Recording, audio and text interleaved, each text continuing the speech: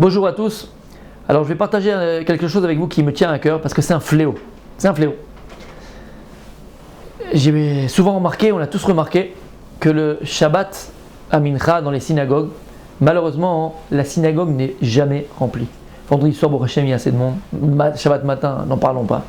Mais à Mincha, c'est problématique. Soit les gens Bichlal ne se lèvent pas, on ne va pas à Mincha, soit ils vont auprès de chez eux, mais ils ne retournent pas dans leur communauté. Et là, je tiens bien à le dire.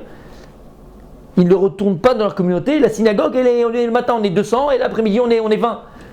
C'est pas normal. C'est pas normal. Quand il y a une communauté, il faut que toutes les tfilotes, mamash, soient remplies, comme le vendredi soir, comme le samedi matin, et comme Mincha de Shabbat. Non, il y a un klal, les amis, comprenez bien. Le Yetzer Hara, comment tu veux savoir c'est quoi la chose qui est la plus grande, la plus intense, ou c'est quoi le chemin que tu dois emprunter? Regarde le Yetzer Hara là où tu te tapes le plus, là où c'est le plus difficile pour toi. Là où c'est le plus difficile pour toi, ou pour nous, c'est que c'est là qu'on doit être.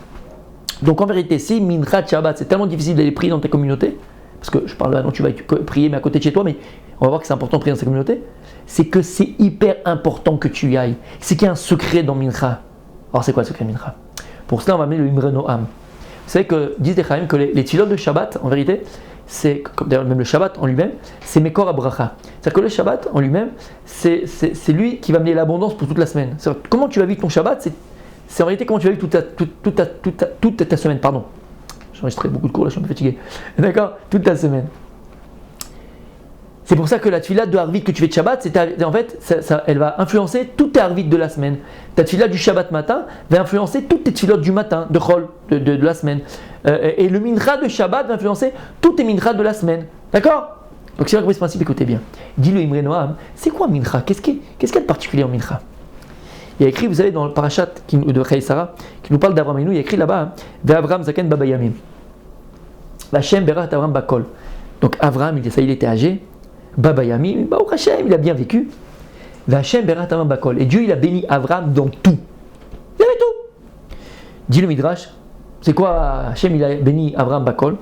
Bisrout Maaser, par le mérite du Maaser, le 1/10 de sa fortune et de ses biens que Abraham a donné, Dieu l'a béni dans tout. D'où on sait ça? Parce que lorsque maintenant il a fait la guerre contre les Melers d'Om, là-bas il a pris son neveu Lot, qui est écrit dans le verset, Vaïtenlo Maaser Mikol. Il a donné le Maaser de tout ce qu'il avait. Abraham, il a donné le Maaser, le 1/10 de tous ses biens. Nidbar Abraham Bakol, donc Mida Kenegri Mida. La même manière que Abraham, il a donné Maaser Mikol, il a donné le 1/10 de tout ce qu'il avait. Akadosh Baruch, alors ça, en contrepartie, il l'a béni Bakol.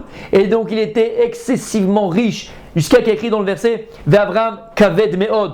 Et Abraham, il était très lourd. C'est pas qu'il était marocain, c'est qu'il était très lourd, il pesait beaucoup, il avait beaucoup d'argent. Écoutez bien. Dis-le Imre Noam, la mida d'Abraham, c'est le chesed. Le chesed, il est noté Beyamin. Le chesed, il penche vers la droite. La mida de Yitzhak, c'est le din. Il penche vers la gauche. Dit la Michelet dans Shlomo HaMelech, il nous dit Bismola Osher Bechavod. À gauche, c'est la richesse et les honneurs. Donc, Abraham, lui, il avait une tendance vers la droite, vers le chesed, vers la bonté.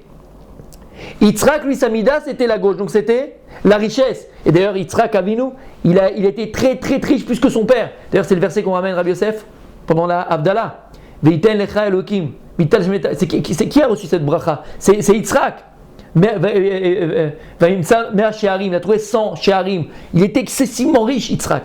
Maintenant, dis le Imre Noam que Abraham Avinu, il a réussi malgré tout à prendre entre guillemets de la mida de Yitzhak et à devenir riche. Parce que la richesse, elle est mitzad smol. Besmola, osher, vechavod. Écoutez bien maintenant ce qu'on va dire. C'est pour ça qu'il y a écrit dans la Torah, Aser kedeshiti tacher. Par le mérite du maaser qu'il a donné, le 1/10, il est lui très riche. Dit Imre Noam, Dieu, il a plusieurs noms. Et il y a des noms qui sont, par exemple, des noms de Dieu qui sont propices à la refoua, à la comment dire refoua? À la guérison. Il y a des noms de Dieu qui sont propices à l'enfantement. Il y a des noms qui sont propices à la richesse, au pépette, à l'argent. Le plus connu, Rabbi Yosef, plus connu. Ben oui, on le dit tout le temps dans Hachré. Poteach et yadecha. Poteach et yadecha, c'est un P, ouvre tes mains. Poteach et yadecha. P, Poteach c'est un P. Et c'est un Aleph, Yadecha c'est un Yud. P Aleph Yud, c'est un des noms de Dieu qui est préposé à la Parnassa. C'est pour ça que lorsque tu fais dans le Hachré Poter Tira, tu lèves les mains et là tu penses à ce nom de Dieu, et ben Ezrat Hashem, tu vas amener sur toi la richesse. Il y a un autre nom de Dieu qui est préposé à la Parnassa, c'est Samer Aleph Lamed. Un autre nom de Dieu qui est aussi connu dans les Sidurim dit de son nom, ils sont en grand, c'est Rashi Tevot, c'est Chet Tav Chav Sofit. Donc il y a trois noms de Dieu qui sont P Aleph Yud, premier. Deuxième, Samech Aleph Lamed, deuxième.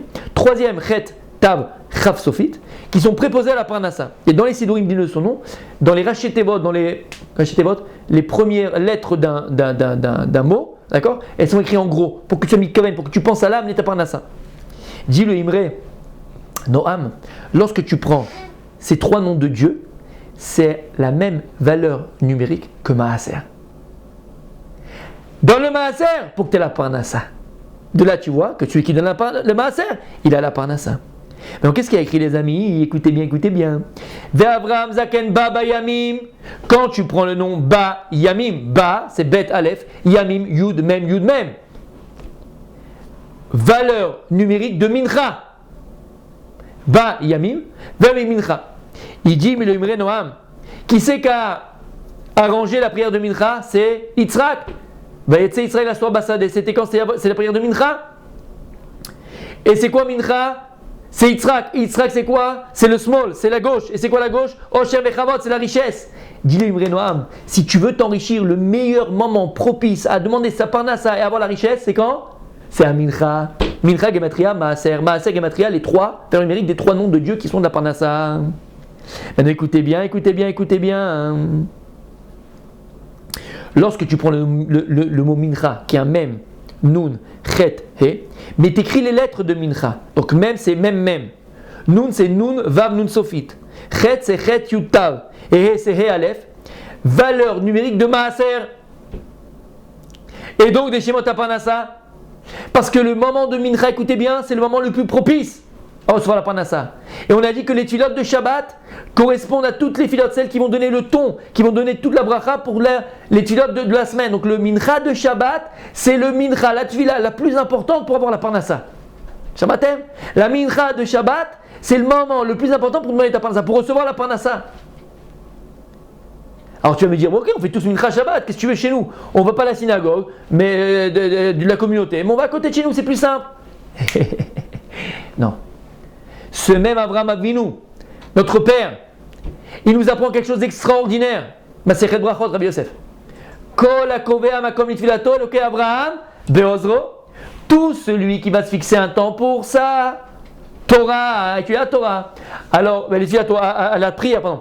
Tout celui qui se fixe un temps à sa prière, un makom à sa prière, un endroit à sa prière, c'est-à-dire qui prie tout le temps dans la même synagogue et à la même place. Eloké Abraham Beozro, le Dieu d'Abraham lui vient en aide. On amène un passouk d'Abraham dans la prière d'Abraham, qu'Abraham il a prié toujours à la même place, au même endroit. Ça veut dire quoi? C'est-à-dire que tu veux la parnassa? C'est Mincha. Mincha, il y a un shefa, Maaser. Mincha, c'est Gematria, Maaser. Maaser, c'est les trois noms de Dieu de la parnassa. Et Shabbat, c'est pour toute la semaine. Donc le Mincha de Shabbat est le plus important.